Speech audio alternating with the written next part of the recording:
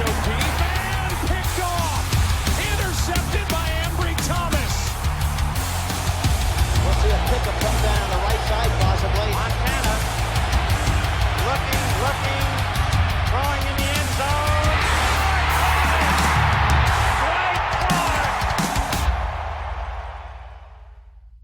Bonjour à tous, bonsoir à tous, bienvenue dans ce 28e épisode du Faceful Podcast. Et ça y est, enfin, ils sont là, c'est l'heure des playoffs. Évidemment, les San Francisco 49ers, ils sont qualifiés avec 13 victoires et 4 défaites. Et au premier tour, nous affronterons donc les Seattle Seahawks, mais on y reviendra un peu plus tard. Pour commencer, on va revenir sur notre victoire contre les Cardinals, une victoire sans vraiment gros soucis, 38-13. Pour m'accompagner, j'ai Gonzague, Kevin et Olivier. Salut les gars. Salut à tous. Hello. Salut. Donc je viens de le dire, une victoire assez tranquille contre Arizona, notamment parce que l'équipe des Cardinals est quand même extrêmement faible. Pour la deuxième fois de la saison, un coach a été viré après avoir joué contre nous. Bon, c'était Matt Rhule avec les Panthers, c'était évidemment pour l'ensemble de son œuvre. Même chose pour Cliff Kingsbury, même si là en plus c'est la fin de la saison, donc la période propice à virer les coachs. Donc du coup une victoire assez tranquille. Qu'est-ce que tu as pensé de ce match, Kevin ? Une promenade de santé. Ça a été un peu compliqué en début de match. Et puis, deuxième mi-temps, ça a déroulé. Ça m'a fait penser un peu au match aller, finalement, contre cette même équipe des Cardinals à Mexico, où ça avait déroulé de la même façon, quasiment sur le même score en plus.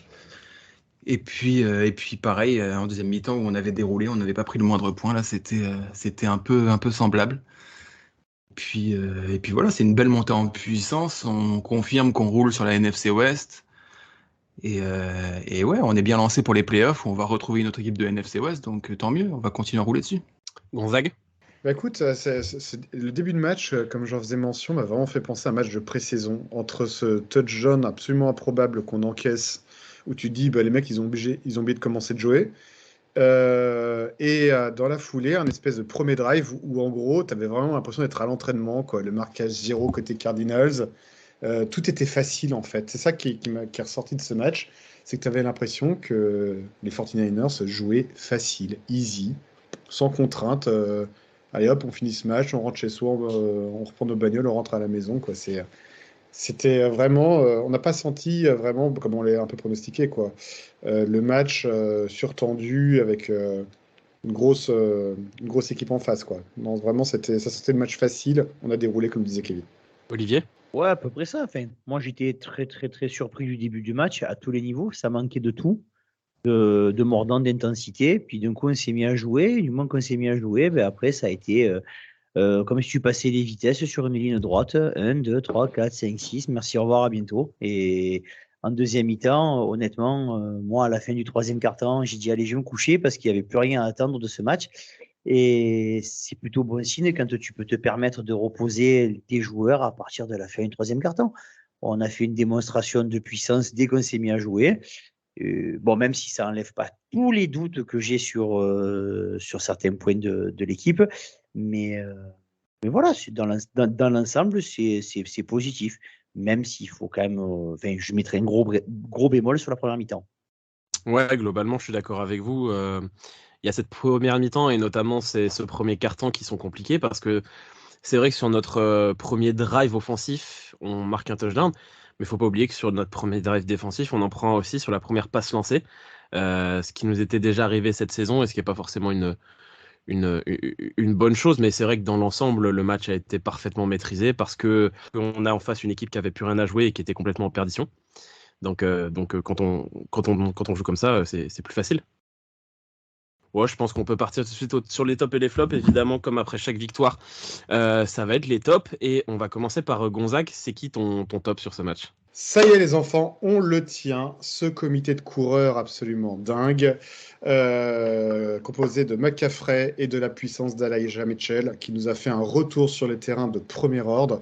J'aurais pu mettre Mitchell à lui tout seul, mais j'ai vraiment envie de mettre en avant ce comité de coureurs, parce qu'il y a la complémentarité, il y a l'efficacité, il y a de quoi créer des schémas de jeu absolument improbables à travers les blocs que nous faisons avec notre tight end et notre ligne offensive.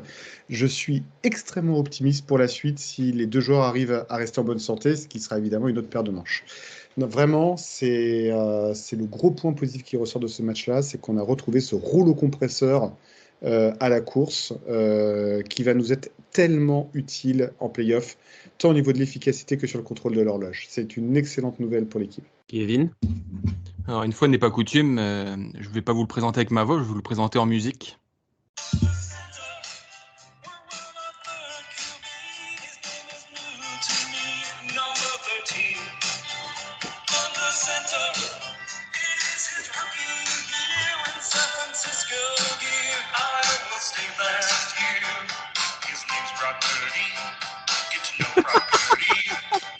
Ah, il a pris pas. Bon, voilà, évidemment. Vous l'avez compris, vous l'avez entendu, Brock Purdy. J'en profite aussi parce que j'ai pas eu l'occasion d'en parler ces 3 dernières semaines, mais quel début incroyable il fait. Même si on avait rêvé de tel début, on n'aurait pas pu espérer à ce point qu'il performe à ce point. Les stats le prouvent, depuis 5 semaines qu'il a pris le pouvoir, c'est le meilleur quarterback de la ligue.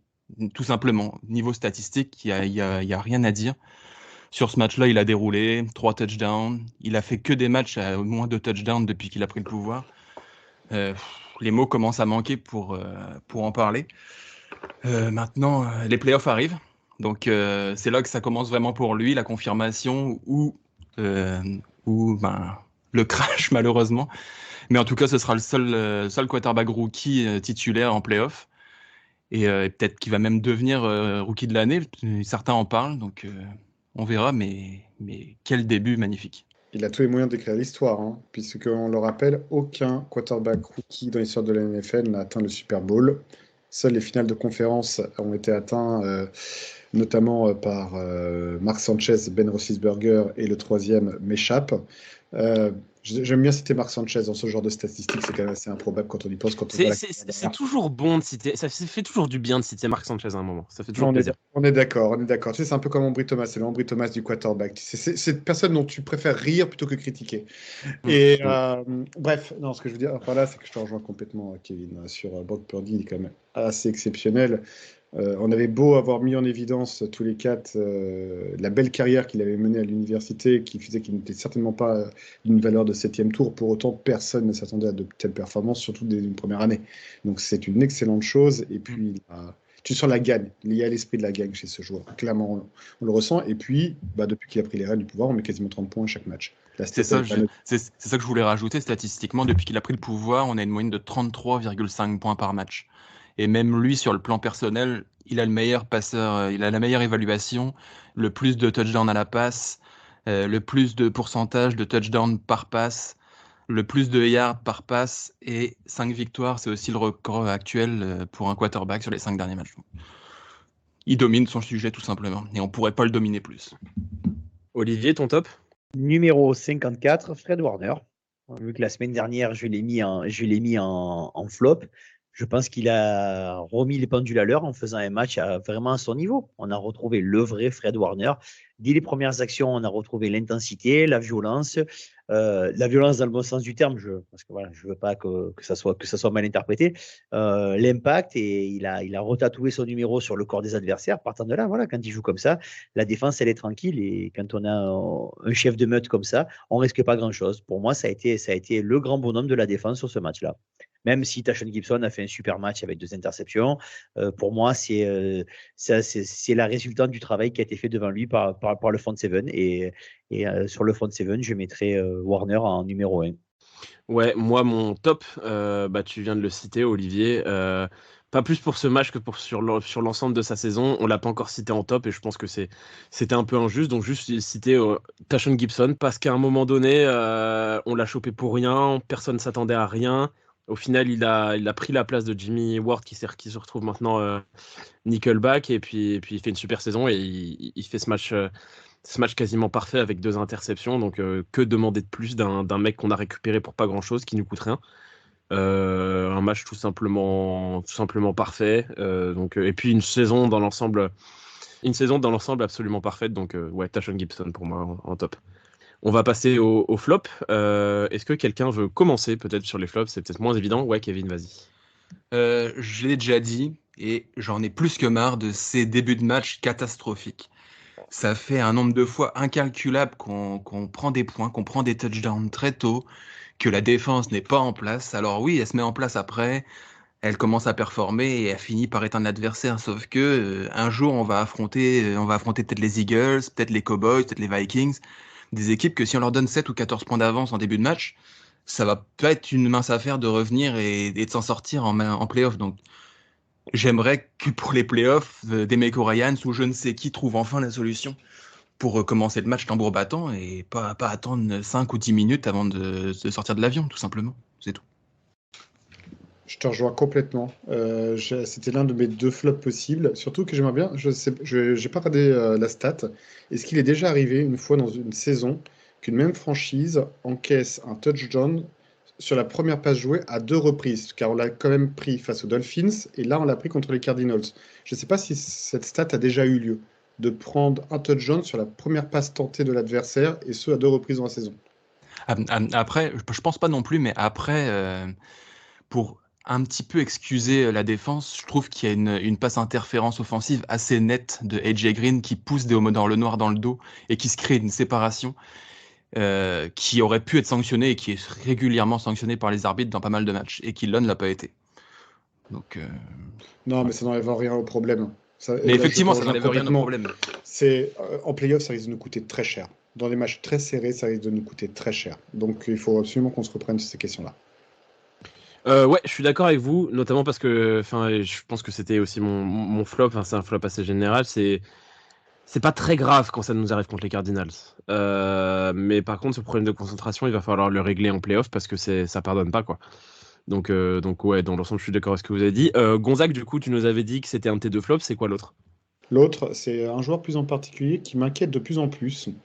C'est Deomodore Lenoir. Pour une raison toute simple, c'est qu'il a pris la place de Mosley qui faisait une super saison. Et il a montré de belles choses d'entrée, un poste qui, je le rappelle à nouveau, n'est pas le sien. Ce n'est pas un cornerback extérieur. À la base, à Oregon, il jouait principalement dans le slot. Et là, clairement, il y a un gros problème, tant sur la couverture de manière générale que sur le défi physique. On avait déjà évoqué le problème face aux Raiders. Là, ça s'est vu à nouveau sur des passes longues ou sur les catchs contestés, il est à la ramasse. Et en playoff, on va affronter des équipes qui ont quand même des receveurs assez efficaces. Par exemple, si demain on est amené à rejouer les Buccaneers, un Mike Evans, par exemple, avec le physique qu'il a, je ne vois pas du tout le Deomodore Lenoir actuel être en couverture sur lui. Ça, clairement pas. Mais même contre les Seahawks, quand on va affronter Tyler Lockett ou DK Metcalf, ça va être Exactement. compliqué. Très bon exemple, DK Metcalf. Tu vois, c'est face à un receveur physique, je ne le vois pas sur les catchs contestés. Il est là vraiment sa petite taille et son manque de physique se fait clairement sentir. Et c'est un sujet. Ça devient un vrai sujet parce que maintenant, ça fait quand même 3-4 matchs que les équipes adverses le ciblent. On voit quand même que Charvarius Ward est de moins en moins ciblé. Clairement, même si aujourd'hui ça n'a pas été couronné de succès pour les équipes adverses, un problème chez les 49ers en défense a été identifié par les équipes adverses et ils se concentrent dessus. Donc il faut absolument qu'on se reprenne dessus par rapport à ça. Après, si les équipes adverses ont attendu la semaine 18 pour découvrir que quand Mosley est sorti, c'était un point faible de la défense, c'est qu'ils n'ont pas très bien regardé ce qui se passait. Certes, mais maintenant ils ont accéléré la cadence. Quand tu regardes les matchs, quand même, là, le noir est quand même systématiquement ciblé maintenant. Et c'est un problème parce que vraiment sur les grosses actions, il n'est pas là. Il n'est pas là et on connaît le point faible des 49ers cette année, de prendre des points principalement sur les big plays. Et ça là-dessus, il faut absolument qu'on se reprenne parce que tu prends la moitié des touchdowns qu'on a pris cette année. Alors je dis ça un peu à la va-vite sans avoir vérifié mes propos, mais j'ai l'impression que la moitié des touchdowns qu'on a pris cette année, c'est sur des big plays. Et clairement, là, le noir, tu sens qu'il n'est pas en mesure de faire le boulot. Olivier, quand Gonzague a dit Deomodore Lenoir, je t'ai vu réagir, t'es d'accord avec lui? C'est exactement ce que j'ai dit après le match contre les Raiders. On en a parlé tous les deux, Elliot. Voilà, le Deomodore Lenoir, là, en ce moment, il atteint ses limites. Limites pour un gars de 2e année, j'en ai parlé la semaine dernière. Enfin, les 2 flops que j'avais, c'est ce que vous avez dit, les gars. On n'en a pas parlé avant, mais Kevin et Gonzague ont balancé mes 2 flops. Le manque, le manque de réaction ou d'action au début de match au niveau défensif et la faiblesse chronique de Audemars Lenoir. Contre les Raiders, on en a parlé. C'est ce que j'ai dit, je ne vais pas répéter la même chose. Et là, c'est pareil. Là, bon, ça n'a pas duré longtemps parce qu'après, le reste de l'équipe, tant que le front seven est efficace, on le voit pas. Et si on ne le voit pas, c'est bon signe. Parce qu'après, quand le ballon est lancé dans sa direction, là, tu parles pour le prochain match avec Tyler Lockett et DK Metcalf. Mais si en se projetant plus loin, si on joue contre les Eagles, il y a quand même 2 temps de receveurs quand même. Donc, Mooney il peut pas s'occuper des deux tout le temps, quoi. Et c'est pour ça que quand Gonzague disait il faut une remise en question, la remise en question, là, c'est pas de l'équipe, c'est du gars en question. Et peut-être que c'est pas lui la solution à l'instant T. Je ne parlerai pas d'Ambry Thomas, mais on avait Samuel Womack en début de saison. Voilà, donc non, mais il va falloir trouver une solution parce que. Si réellement ça joue sur son côté à lui, ça peut nous poser de gros problèmes. Après, j'ai le sentiment que c'est quand même peut-être un peu trop tard au moment de la saison pour trouver une solution. Womack, il a un petit peu joué, mais on a vu que c'était peut-être un peu juste au moins pour cette saison, même si je pense qu'il a du potentiel. Et derrière, tu l'as dit, c'est Ambry Thomas. Et Ambry Thomas, lui, pour le coup, on l'a vu jouer et on sait que c'est insuffisant. Donc, pour l'instant, ça me semble quand même un petit peu trop tard pour faire un essai, en fait. La seule solution qui pourrait être éventuellement tentée, c'est Jimmy Ward sur l'extérieur, mais il a déjà fait l'expérience et c'était guère mieux. Donc, il va falloir vivre ou mourir par des homos d'Orlo Noir, j'ai l'impression. Ouais, je suis d'accord avec vous. C'est à lui de se reprendre en main. D'ailleurs, je ne suis pas du tout d'accord avec l'idée de Samuel Womack sur l'extérieur parce que du peu que j'en ai vu, c'est quand même un pur nickel parce qu'il joue avec une agressivité très très forte. Donc c'est un joueur qui peut encaisser des big plays très forts si tu le décales sur l'extérieur. Donc c'est un peu tout ou rien avec Womack dans ce cas-là. Donc moi en tout cas je ne le vois pas du tout sur l'extérieur. Donc non, on est obligé de vivre ou mourir avec le noir. C'est à lui de se reprendre en main par rapport à ça parce que comme vous le dites justement, je ne vois pas du tout Ambry Thomas prendre la relève. Je n'attends plus rien d'Ambry Thomas. Et de toute façon, il est blessé en ce moment. Ah bon ? Oui. Enfin, en même temps, blessé ou pas blessé, la différence c'est très grande pour nous. Il est blessé depuis sa draft, non ? On est d'accord. Il a une crampe au cerveau depuis. Fracture du mental. Et sur ces belles notes, on va passer à la preview, à ce qui nous intéresse vraiment, en fait, la preview de notre match de playoff contre les Seahawks.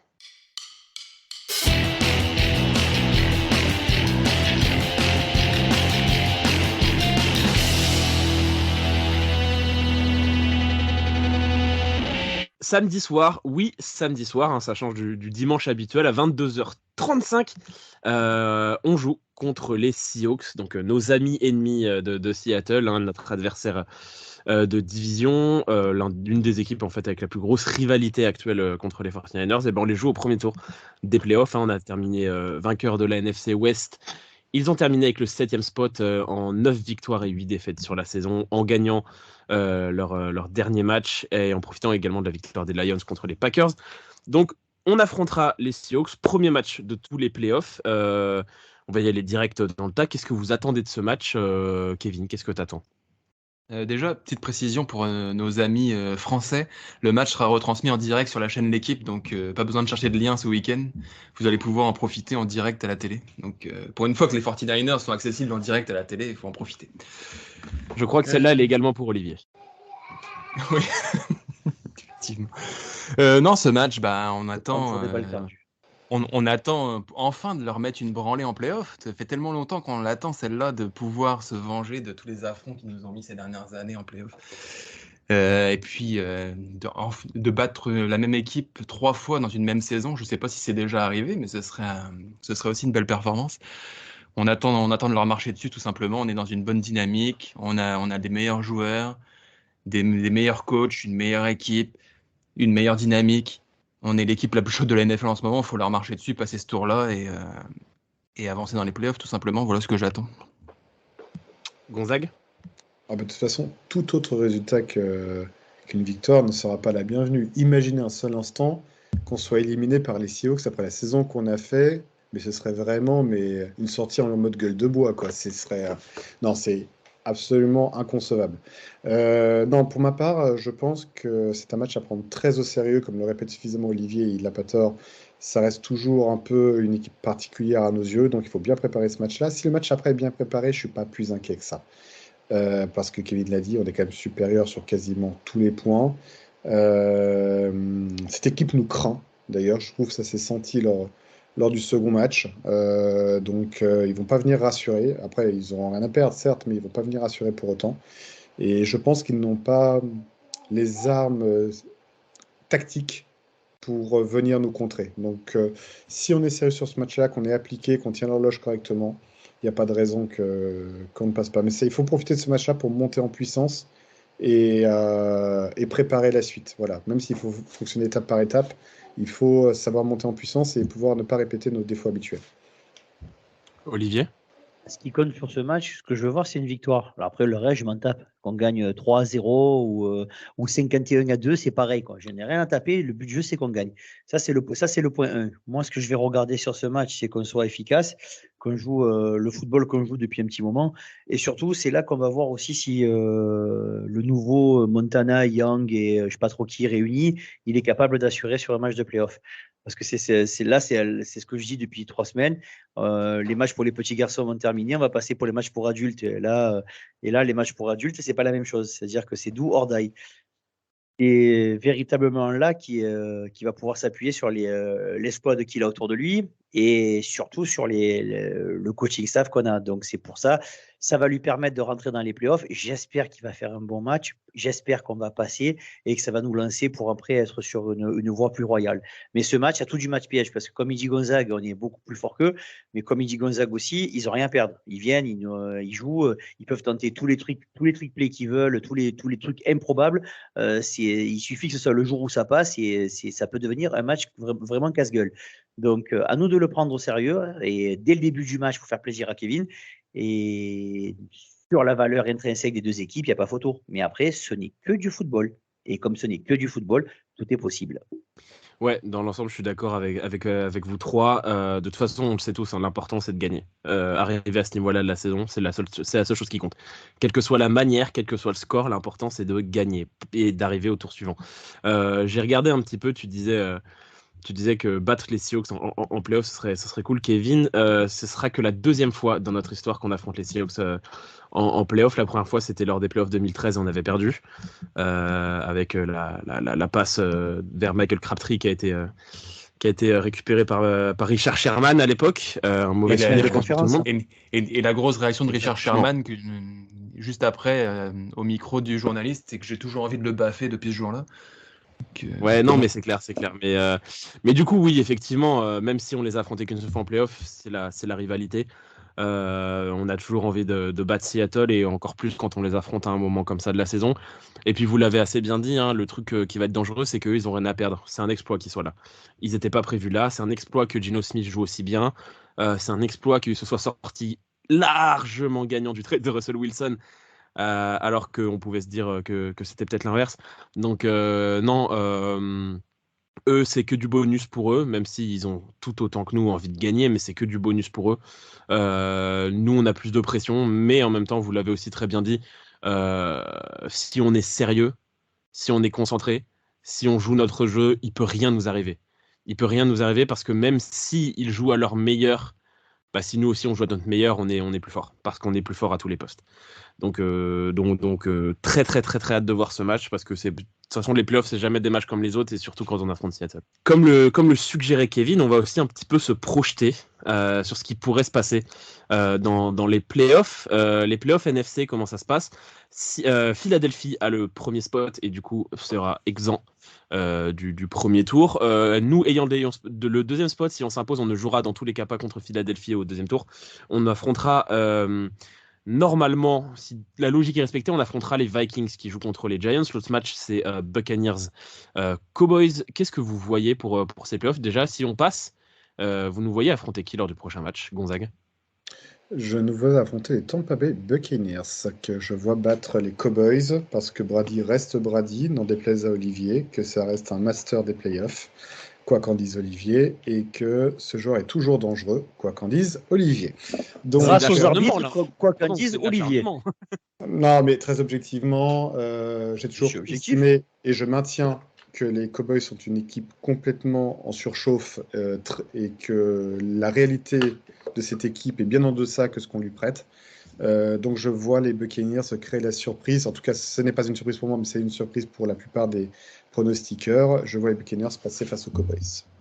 Et surtout, tu vois les Giants battre les Vikings, parce que si les Vikings Exactement. gagnent, dans tous les cas, on les affronte.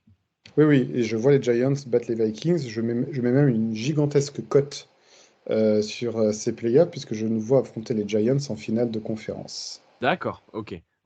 Donc du coup, ouais, tu nous verras affronter les Giants au final de conf. On va faire ça pour tout le monde. Kevin, qui est-ce que tu nous vois si on passe affronter lors du prochain tour et par extenso si on passe affronter en finale de conf? Moi, je nous vois prendre les Cowboys pour la deuxième année consécutive. Honnêtement, j'entends ce que dit Gonzague sur les Buccaneers, mais ils jouent trop mal. Je vois pas par quel miracle, même si que les Cowboys, même si les Cowboys sont un peu un coup en haut, un coup en bas, je vois pas comment les Buccaneers peuvent taper les Cowboys. Donc, nous vois affronter les Cowboys au prochain tour et puis retrouver les Eagles ensuite en finale de conférence. Parce que je suis d'accord avec Gonzague, je pense que les Giants vont s'en sortir face aux Vikings, mais derrière, se retrouver face aux Eagles, après avoir lutté contre les Vikings, je les vois pas tenir la route. Et je pense qu'on se retrouvera face aux Eagles en finale de conférence. Les Eagles sont trop confiants. Olivier ? Alors moi, tout ce que j'espère, c'est que Brady se fasse sortir. Donc moi, la moindre des choses, c'est que voilà, il se fasse sortir. Après le reste, on joue contre qui vous voulez, tant qu'il n'y a pas lui là. Voilà, ça c'est le premier point. Ensuite, moi, je vais faire un tableau classique, défaite des Buccaneers et victoire des Vikings sur un coup de pied à la fin. 14-11, un truc très laid, ou 14-17, un truc très très laid, comme ils font depuis le début de saison. On va se taper les Vikings au tour suivant. Ils vont faire un match comme d'habitude avec Jefferson qui va faire plein de stats, mais nous on va les crever. Et puis après, on va se retrouver en finale de conférence contre Philadelphie, et c'est le seul match qui m'inquiète, c'est Philadelphie, parce on en parlera, enfin si on arrive jusque-là et qu'ils arrivent aussi jusque-là, on en parlera à ce moment-là. C'est la seule équipe qui m'inquiète, et puis après, si on les passe, on va au Super Bowl. Ouais, pour le premier tour, je suis d'accord avec Olivier. Je vois les Cowboys gagner et je vois aussi les Vikings gagner, parce que même si, vous l'avez très bien dit, les Giants peuvent être l'équipe poil à gratter, je vois quand même les Vikings, ils ont de la chatte depuis le début de l'année. Je vois pas ça s'arrêter maintenant contre une équipe qui est sur le papier plus faible qu'eux. Par contre, ça s'arrêtera contre nous parce qu'on est plus fort. On l'a vu, dès qu'ils ont joué une équipe plus forte qu'eux, par contre, ils ont explosé. Ils ont battu les plus faibles et ils ont perdu contre les plus forts. Donc je pense que c'est ce qui va arriver contre les nous. Chiefs. Ils s'en sont sortis contre les Chiefs. Ils s'en sont sortis contre les Chiefs. Je pense que de toute façon, toute équipe NFL est capable de sortir ce match-là. Mais oui, effectivement, ils se sont sortis contre les Chiefs. Et après, en fait, je suis emmerdé pour la finale de conf, parce que sur le papier, moi, ce sera Philadelphie normalement, les yeux fermés. Mais je pense que c'est pas à nous de débattre de ça, mais ça dépendra aussi de l'état de Jalen Hurts. Pour l'instant, il n'est pas sûr d'être là pour le début des playoffs parce qu'il est encore un peu blessé. Donc ça dépendra de l'état de Jalen Hurts. Oui, sur le papier, c'est Philadelphie, mais dans l'ensemble, de toute façon, si on joue notre jeu, je vois aucune équipe plus forte que nous. Pour nous, si on joue normalement, si on joue à fond, si on joue avec une défense comme on l'a vu depuis le début de la saison, et si on joue avec le même Purdy qu'on a vu depuis qu'il est arrivé, les mêmes playmakers, le même McCaffrey, etc., normalement, c'est le Super Bowl. Après, je ne veux pas nous porter la guigne, mais sur le papier, on va au Super Bowl. Après, ce qui se passe en AFC... on verra bien. Moi, j'ai pronostiqué les Bills, mais en même temps, il y a tellement d'équipes fortes en AFC que ça peut tourner dans tous les sens. Du coup, pour revenir sur le match qui nous intéresse dans l'immédiat, le Seahawks 49ers, le 49ers Seahawks plutôt, puisque ce sera évidemment au Levi's Stadium. Est-ce que vous avez un facteur X pour ce match ? Est-ce que vous avez peut-être un joueur ou un côté du terrain ou une action qui peut avoir son importance particulière ? Olivier, je te vois lever la main. Brock Purdy. C'est une évidence. C'est le moment où on va voir dans quelle catégorie il se range. Parce que ce sont les playoffs. Jusqu'à présent, il y a l'impression qu'il y a tout qui glisse sur lui. Quand on a vu le match dimanche soir, on en discutait. Après le premier drive, j'étais vraiment sous le charme de ce gamin dans sa façon de jouer. Après, malheureusement, les deux drives suivants, il nous a fait son spécial. Je me retourne du mauvais côté pour aller me faire empaler par le défenseur. Et au lieu d'avoir quand il se fait saquer, malheureusement, comme nous avait prévenu Gozag, c'est pas il perd pas 1 ou 2 yards, il en perd entre 10 et 15. Après, juste pour te couper vite fait, moi j'ai trouvé juste un truc bien sur lui parce qu'il se fait, c'est vrai, un peu trop saquer sur ces actions-là à mon goût. Par contre, il a une bonne protection de balle, contrairement à certains quarterbacks qui seraient peut-être soit tentés, comme l'avait fait Garoppolo certaines fois, de lever le bras pour tenter une passe. Non, lui, il a compris qu'il se faisait saquer, bah il se met en boule. Et je trouve que c'est aussi quand même une belle intelligence de sa part, mais je te laisse reprendre. Grave. Et puis c'est ce qu'on disait aussi la semaine dernière, c'est le fait aussi qu'il soit en pleine forme. Il arrive à la différence de beaucoup de quarterbacks. Là, vous parlez de Jalen Hurts qui est blessé. Garoppolo, il a eu ses problèmes de santé. Lui, il est tout neuf. Il est arrivé, on l'a sorti du formol en semaine 14 ou 15. Partant de là, le gamin, il est tout neuf. La différence d'autres gars qui se sont fait saquer, qui se sont fait pousser, qui sont tombés un nombre de fois incalculable depuis le début de saison. Il y a ça aussi qui joue en sa faveur. Après, voilà, moi, c'est sur ce match-là que je veux vraiment voir. Et je sais que, on commence à me dire, ouais, mais tu l'aimes pas. C'est pas une question que je l'aime pas, c'est pas ça du tout. C'est juste que pour l'instant, il a la chance de jouer avec les Avengers, plus les X-Men, plus Sangoku, plus Vegeta. Et en face, il joue contre les filles mères de la Bédoule. Donc, je voudrais voir sur un match où ça va compter s'il est toujours au même niveau. Parce que voilà, là, c'est jusqu'à présent, on en fait des caisses et des caisses et des caisses. Mais les équipes contre lesquelles on a joué, elles n'étaient pas flamboyantes non plus. Donc, c'est pour ça aussi que j'attends de voir. Et si on veut vraiment aller au Super Bowl avec le gamin en tant que quarterback, va falloir élever le niveau à tous et que ça soit lui et sa ligne offensive, même si elle est très très bonne, il se fait quand même saquer par les Cardinals. Ok, c'est le dernier match DJ Watt, il voulait se faire un peu plaisir, mais bon, voilà, j'ai tendance à avoir un petit peu ce truc-là en facteur X. Et c'est vrai que pour revenir à ce que tu disais, on lui a demandé en conférence de presse si c'était plus facile justement de jouer en université ou en NFL, tellement il a l'air facile en NFL. Et il disait justement qu'il était tellement bien entouré en ce moment que c'était facile de jouer. En fait, il y a toujours quelqu'un à aller chercher. Toujours, t'as un Kittle, un Debo, un Ayuk, t'as un McCaffrey. J'en oublie même tellement il y en a. Donc oui, pour lui c'est facile parce qu'il est tellement bien entouré. Mais c'est une discussion de toute façon que tu as à chaque fois dès qu'un quarterback arrive dans la ligue, c'est que l'entourage fait aussi vachement. C'est vrai que je pense que le petit Purdy a beaucoup d'atouts et beaucoup de qualités, mais c'est vrai que c'est plus facile de jouer dans cette équipe de San Francisco que quand tu deviens, je sais pas, quarterback des Texans par exemple. Et en plus de ça, il prend la relève d'un quarterback qui faisait une super saison. C'est jamais simple mentalement parlant, parce qu'on peut porter la responsabilité de l'échec du groupe si derrière on merde. Donc quand tu remplaces un quarterback qui faisait n'importe quoi, à la rigueur, c'est presque plus facile, parce que tu n'as pas vraiment grand-chose à perdre, et au pire, tu gagnes le poste. Là, il prend la suite de Garoppolo qui faisait une super saison. La pression était donc d'autant plus lourde sur ses épaules pour qu'il ne soit pas le vilain petit canard, le responsable d'une quelconque défaite à venir suite à la sortie de Garoppolo. Donc il a vraiment cette capacité à affronter la pression qui force l'admiration, vraiment.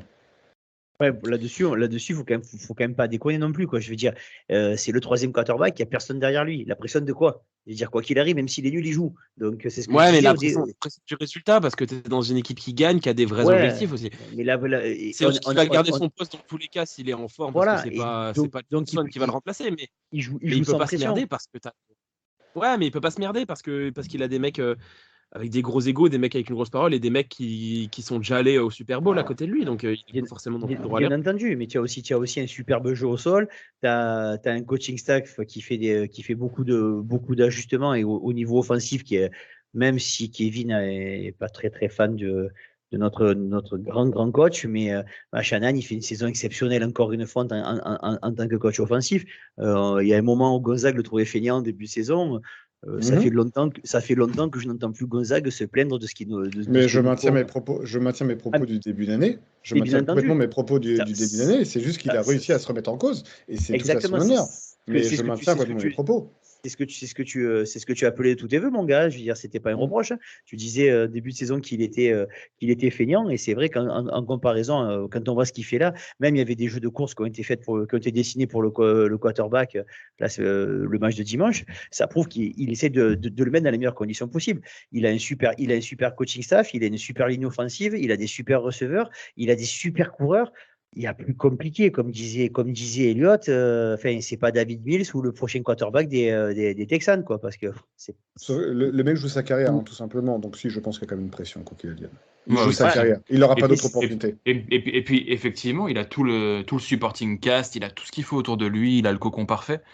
Mais derrière, il faut donner, il faut produire. Sinon, sinon tu sors. Et je pense pas qu'un Josh Johnson à la place aurait fait la même performance. Et je pense pas que la plupart des quarterbacks en ce moment qui sont libres ou qui sont quarterback 2 ou 3 auraient pu faire ce qu'il fait en ce moment. Non, mais je remets pas du tout en question ce qui produit. Simplement, quand on me dit la pression, tu as tes 2 premiers quarterbacks qui sont sur le flanc pour le reste de la saison.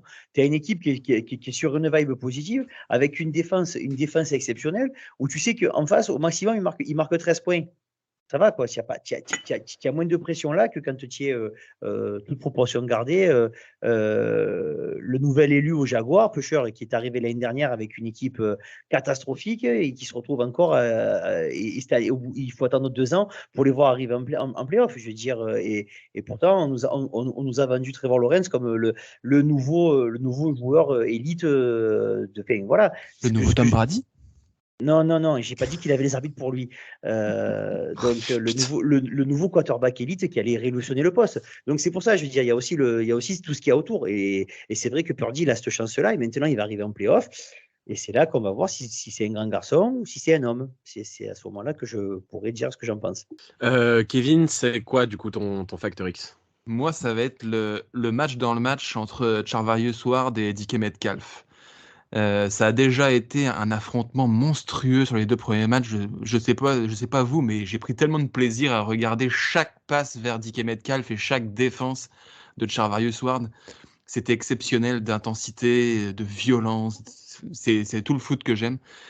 Et on espère qu'il va poursuivre parce qu'il a eu l'air de trouver la recette pour stopper DK Metcalf. Je tombais sur les stats justement de leurs 2 affrontements. En 2 matchs, il y a eu 7 ballons lancés vers DK Metcalf pour seulement 38 yards. Charvarius Ward a dévié 2 passes et 0 touchdown. Donc, il sait ce qu'il lui reste à faire. Il semble avoir la recette. Let's go. Et si on arrive à stopper DK Metcalf, derrière, il y aura plus que Tyler Lockett et normalement, ce sera dans la poche, tout simplement. Ouais, non, dans l'ensemble, je suis d'accord avec toi parce que ça a marché sur les 2 premiers matchs.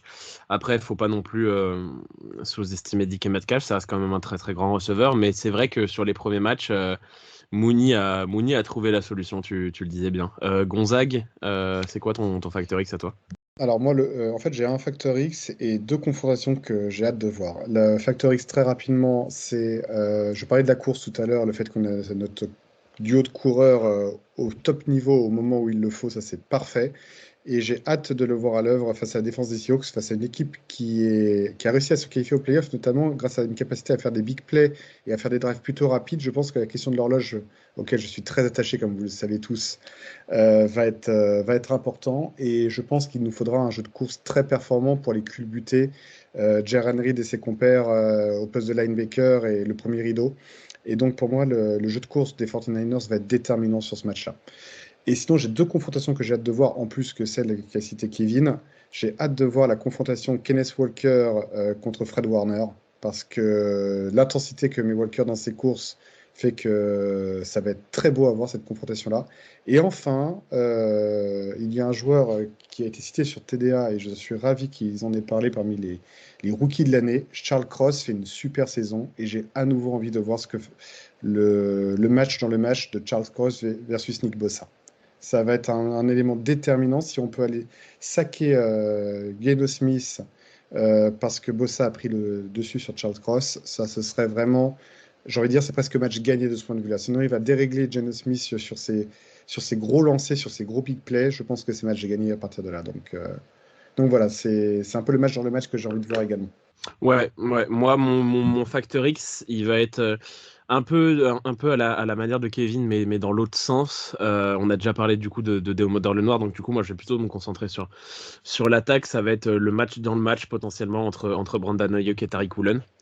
Parce que Tariq Woolen, on s'y attendait pas forcément, est un des meilleurs cornerbacks de la ligue. Il a fait une saison absolument dingue pour les Seahawks.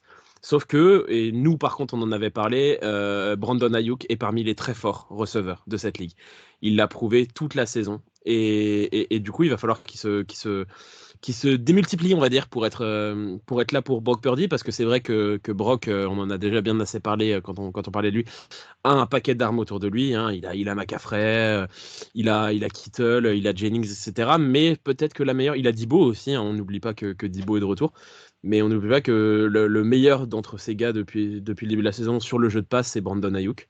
Donc j'ai envie de voir Brandon Ayuk face à Tariq Woolen, parce que même en plus d'être décisif et important pour nous, je pense que ça peut être aussi un très très beau duel à regarder entre deux joueurs qui ont explosé cette saison, entre deux joueurs très très forts. Donc ça peut être excitant. Et puis même en extension, j'ai envie de continuer à voir ce qu'on voit depuis plusieurs matchs, c'est-à-dire George Kittle mettre des touchdowns et être actif en red zone, parce que on en reparlera sûrement à la fin de la saison quand on fera un bilan de tout ça, mais on s'en est pas trop rendu compte au final, parce que ça paraissait tellement évident sur le dernier match, mais George Kittle a battu son record en carrière de touchdowns marqués.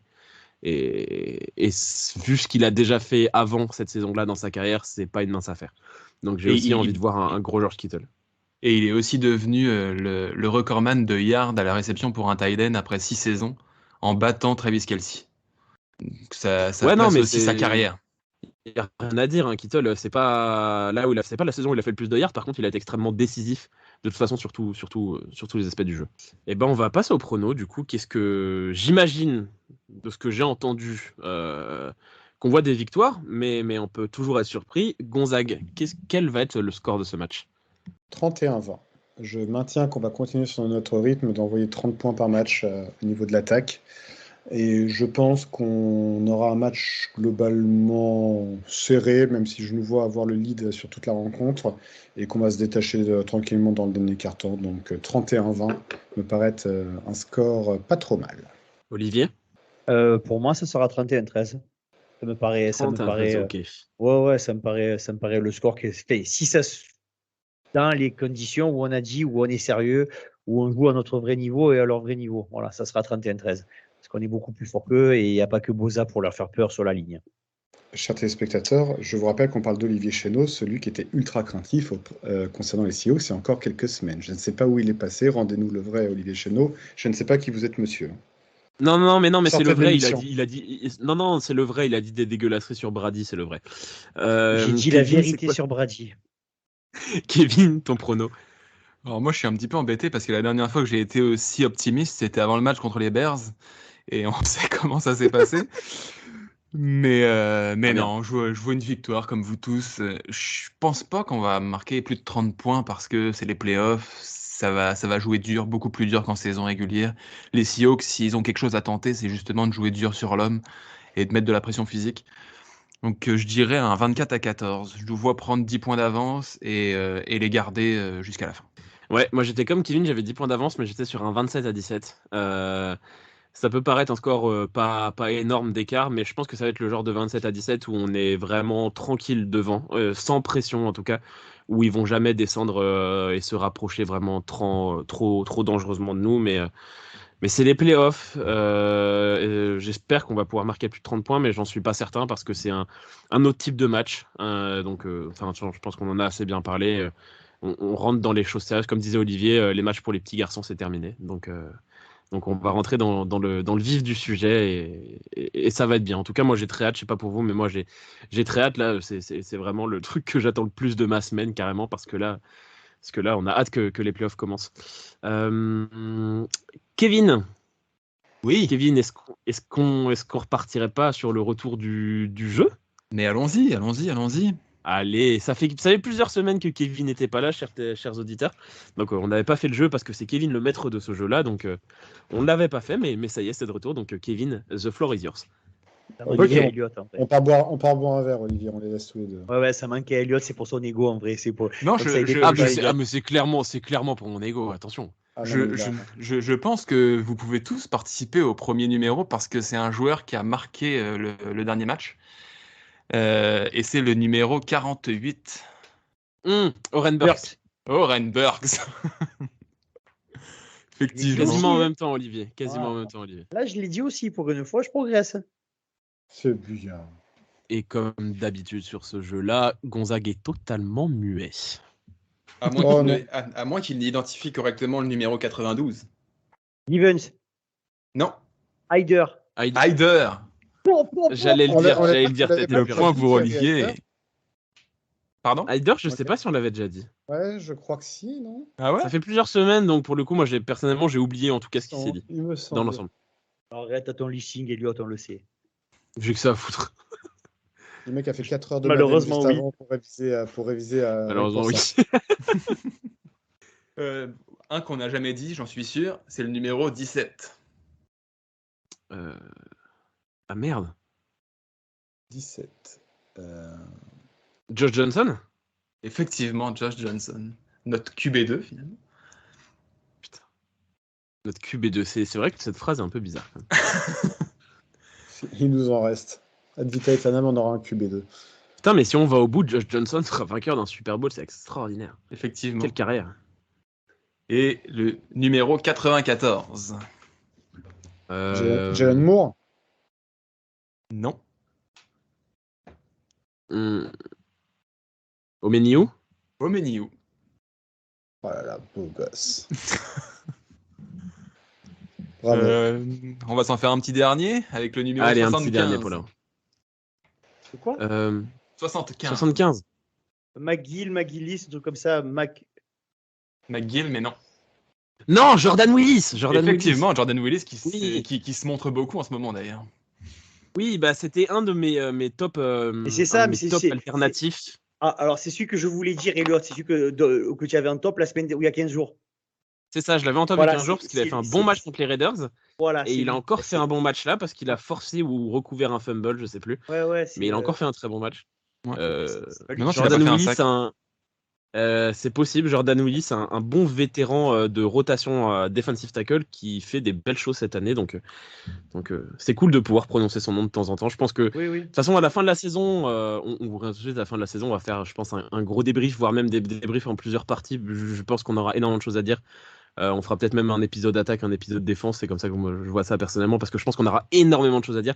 Et on va sûrement parler de quasiment tous les joueurs. Donc vous allez entendre peut-être des noms qu'on a juste prononcés dans ce jeu-là, et on en parlera peut-être plus en détail de chacun. En tout cas, du coup, on se donne rendez-vous samedi. Ne pas oublier que c'est samedi et pas dimanche à 22h35. Kevin le disait, le match est sur la chaîne L'Équipe, donc pas besoin de galérer pour chercher un lien. Sinon, le match sera également sur Beansport. Et puis pour ceux qui ne sont pas en France, je pense qu'il y a des moyens quand même de le trouver plus ou moins légalement. En tout cas, merci de nous avoir écoutés. 22h35 samedi contre les Seahawks, notre premier match de playoff, le match qu'on attend tous avec impatience. On se dit du coup à la semaine prochaine pour, on l'espère, débriefer une victoire et prévoir un match suivant de playoff.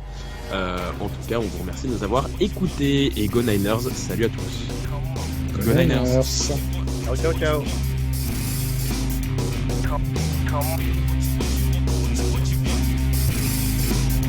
Come on.